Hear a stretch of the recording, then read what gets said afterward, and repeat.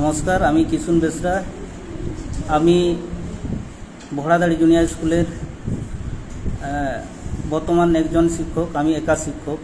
তো আমাদের সুপ্রিম কোর্টের রায়ের মাধ্যমে আমরা বাতিলের পর্যায়ে পড়ে গেছি, অর্থাৎ আমাদেরকে বাতিল করা হয়েছে সুপ্রিম কোর্টের রায়ের মাধ্যমে। আজকে আমি আসবো না বলে কিন্তু বাধ্য হয়ে আসলাম। এসআইকেও বলেছিলাম এবং এসআইকে অ্যাপ্লিকেশান দিয়েছিলাম যে আমার মানসিকভাবে দুর্বল হয়ে পড়েছি এবং আমি স্কুল যেতে পারবো না। কিন্তু যখন কোনোভাবে অ্যারেঞ্জমেন্ট করা গেল না, ডিআইকেও স্যার ফোন করছিলেন, কিন্তু ডিআই বললেন যে স্কুল ছুটি করে দাও। তো আমি আমার দিক দিয়ে দেখলাম স্কুল ছুটি করলে ছেলে মেয়েদের আজকে পরীক্ষা চলছে, আজকে তৃতীয় দিন ওদের এক্সাম চলছে। তো আজকে ওদের ভূগোল পরীক্ষা ছিল, সেই হিসাবে আমি বাধ্য হয়ে আসতে হলো আমার স্কুলে। তো আপনারা এটাই ভাববেন, আজকে আমি যদি এই জায়গায় থেকে যদি চলে যাই তো এখানে ছাত্রছাত্রীরাকে পড়াবে কে এবং কিভাবে এই ছাত্রছাত্রী তাদের ভবিষ্যৎ গড়বে দেখতে পারবেন। আমার ছাত্রছাত্রীরা এইভাবে বসে আছে। আজকে আমি অনেকবার ডিআইকে বলেছি, অনেকবার চিঠি দিয়েছি, অ্যাপ্লিকেশান দিয়েছি, কিন্তু আমার এই 3 মাস 4 মাস হচ্ছে এখানে পঠন পাঠন কোনোভাবেই আমরা চালাচ্ছি। আর কিছুদিন আগে আমাদের যে গেস্ট টিচার ছিলেন উনিও চলে গেছেন, কিন্তু আমি আজকের পর আর কোনো দিন আসবো না হয়তো। তো সেই হিসাবে আমার এই ছাত্রছাত্রীরা আজকে এই যে পরীক্ষা চলছে এরা লেখছে, কিন্তু তারপরে ছাত্রছাত্রীরা কিভাবে পড়াশোনা করবে সেটা আমি চিন্তায়, মানে আমারও দুঃখ লাগছে, কিন্তু কি করব বলুন। সুপ্রিম কোর্টের রায় মানতে হবে, আমাদেরকে স্কুল ছেড়ে চলে যেতে হবে। কিন্তু আমি চাইবো ডিআইকে বলবো এবং এসআইকে বলবো যত তাড়াতাড়ি সম্ভব আমাদের এই বহরাদাড়ি জুনিয়র স্কুলে যথেষ্ট এখানে নাম আছে আমাদের স্কুলের, এবং এই স্কুল থেকে যারা বেরিয়ে গেছে তারা বিভিন্ন বড় বড় জায়গায় অর্থাৎ বিভিন্ন উচ্চ পদে চাকরি কর্মরত অবস্থায় আছেন। কিন্তু এই ছেলেমেয়েদের ভবিষ্যৎকে আপনারা নষ্ট করবেন না। এই ছেলেমেয়েদের পরবর্তী প্রজন্ম, এরাই একদিন বড় হবে, এরাই একদিন নাগরিক হবে। তো সেই হিসাবে আমি বলবো এসআইয়ের কাছে বিনীত অনুরোধ জানাই, এবং তার সঙ্গে সঙ্গে আমাদের ডিআইয়ের কাছেও অনেকবার অ্যাপ্লিকেশান দিয়েছি, কিন্তু উনি কর্ণপাত করেননি। ডিআইকেও অনেকবার বলা হয়েছে, কারণ আমাদের স্কুলে আরেকজন টিচার ছিলেন শান্তনু পাল বলে। আজকে বলতে বাধ্য হচ্ছি, কারণ আমি অনেকবার এই অনেক কষ্ট সহ্য করে আমি অনেক চেষ্টা করেছি এই আমার ছাত্রছাত্রী পড়ানোর জন্য, কিন্তু একার পক্ষে তো এই পড়ানো সম্ভব নয়। কারণ এত ক্লাস আমাদের 8 পর্যন্ত ছাত্রছাত্রীর বসে থাকে, তাদের বিভিন্ন ক্লাস থাকে 8 পর্যন্ত, আমাদের বিভিন্ন সাবজেক্ট নিয়ে ক্লাস করতে হয়। তো আমি হচ্ছি ইতিহাসের শিক্ষক, আমি সায়েন্স ইংলিশ, তো এই বিষয়ের উপরে তো এত জ্ঞানও নেই, যদিও থাকে কিন্তু আমাদের পড়ার মধ্যে অভ্যাসের মধ্যে ছিল না। তো অনেক কষ্ট করে আমিও চেষ্টা করেছি সঠিকভাবে পড়ানোর জন্য, কিন্তু এখানে ডিআই অনেকভাবে আমি অ্যাপ্লিকেশান করেছি, অনেকবার ওনাদেরকে বলা হয়েছে, তার সত্ত্বেও ওনারা কোনো মতেই এখানে যে পার্মানেন্ট টিচার শান্তনু পাল বলে ভোল স্কুলে উনি পাঠিয়ে দিয়েছেন, কিন্তু সেখান থেকে উনি এখানে নিয়ে আসতে পারছেন না। জানি না ওনার সঙ্গে ওনার কী সম্পর্ক সেটা বুঝতে পারছি না, কিন্তু কারণ এখানে মাদার স্কুল, এখান থেকে ওনার সমস্ত ডকুমেন্টস আছে এবং সমস্ত এখান থেকে ওনার পেমেন্ট হয়। তো উনি এখানে নিয়ে আসতে পারছেন না কেন, এটা আপনারা জবাব দেবেন।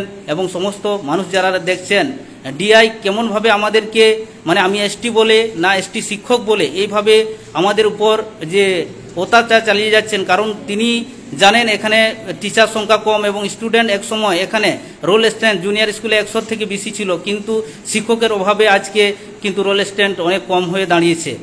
আমি চাই এই বার্তাটা আপনারা শেয়ার করবেন, ডিআইয়ের কানের পর্যন্ত যাতে পৌঁছে যায়, তিনি অতি সত্বর এখানে যাতে 2টা শিক্ষক যাতে দিতে পারেন তার ব্যবস্থা করবেন। কারণ এখানে বর্তমান শিক্ষার্থী তাদের ভবিষ্যতের কথা চিন্তা করে আজকে বাধ্য হলাম, আজকে এটাই আমার লাস্ট স্কুল আসা হয়তো। তো আমি ছাত্রছাত্রীদের কথা চিন্তা করে আজকে পরীক্ষা চলছে বলে ডিআই স্যার বলেছিলেন আজকে ছুটি দিতে, কিন্তু আমি তা মানিনি এবং এসআই স্যারের কথা শুনে আমি আজকে এখানে এসেছি। আজকে ছেলেমেয়েদেরকে পড়াতে হচ্ছে। তো সেই হিসাবে তো আমি চাইবো ডিআইকেও রিকোয়েস্ট করব, অনুরোধ করব, এবং আপনি মোটামুটি যত সম্ভব শান্তনু পালকে ওনার স্কুলে আনার চেষ্টা করবেন এবং উনি এখানকে পাঠাবেন ওনাকে। আর আমাদের এই ছাত্রছাত্রী কি রে বল,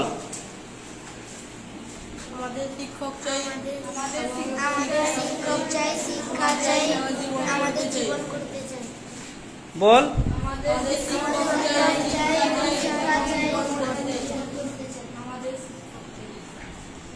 বল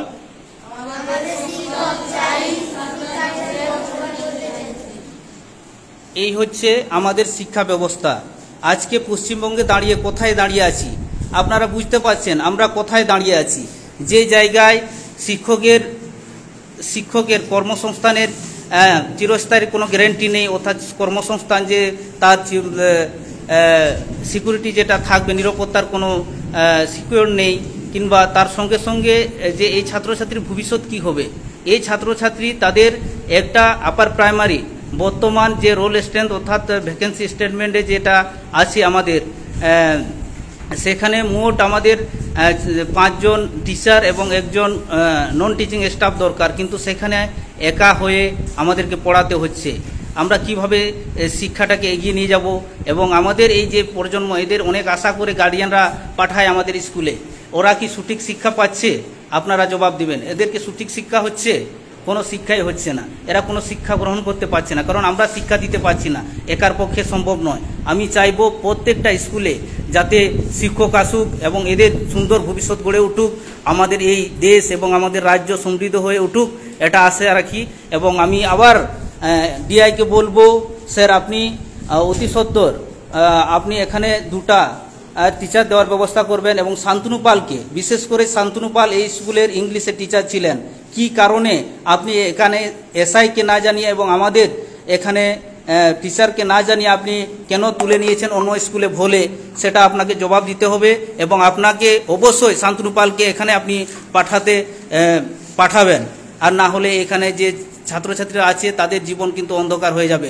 এবং তার জন্য দায়ী থাকবেন ডিআই স্যার, তার জন্য অবশ্যই দায়ী থাকবেন ডিআই স্যার, কারণ ডিআই স্যারকে অনেকবার বলেছি, এসআই স্যারকেও অ্যাপ্লিকেশন করেছি, এসআই স্যার ডিআই স্যারকে অ্যাপ্লিকেশন করেছেন, রিসিভ করেছেন, কিন্তু উনি কোনো পদক্ষেপ নেননি। কারণ এত ছেলে মেয়েদের ভবিষ্যৎ নষ্ট করার ডিআই স্যারের কোনো অধিকার নেই। তো সেই হিসাবে আবার ডিআই স্যারকে অনুরোধ করবো, স্যার আপনি যত সম্ভব তাড়াতাড়ি মোটামুটি আপনি আমাদের স্কুলে অর্থাৎ বহড়াদাড়ি স্কুলে একটা শিক্ষকের ব্যবস্থা করবেন। বল।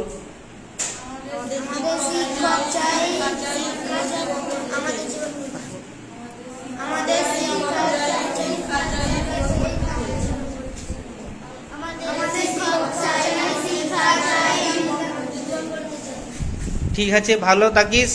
এই বলে আজকে পরীক্ষা হচ্ছে, তো পরীক্ষা শেষ হয়েছে, শেষের মাথায় আমি লাইভ করলাম। আমার ছাত্রছাত্রী সবাই ভালো থাকবে, ভালো করে পড়াশোনা করবে, এই বলে আজকে সবাই দেখবেন এবং শেয়ার করবেন, যাতে এসআই ডিআই এবং আমাদের যে মধ্যশিক্ষা পর্ষদ এবং এসএসসি ভবন যারা আছেন শিক্ষামন্ত্রীর কাছে পর্যন্ত পৌঁছে যাক, যাতে এখানে শিক্ষক আসুক। আমি চাই এই বহড়াদাড়ি জুনিয়র স্কুল বাঁচুক এবং এখানে যেভাবে আগে পঠন পাঠন করা হতো সেইভাবে পঠন পাঠন করা হোক, সেই আশা রেখে আজকে আমি হয়তো তারপরের দিন থেকে আর আসবো না। তো সেই হিসাবে যেভাবে রায় হবে, সুপ্রিম কোর্টের রায় এবং আমাদের এসএসসি কেমন রায় দেয়, সেই হিসাবে আবার আসতে হবে। যদি বলে আসতে হবে তা আসবো, আর না হলে সেই কি রায় থাকে সেই হিসাবে আমরা থাকবো।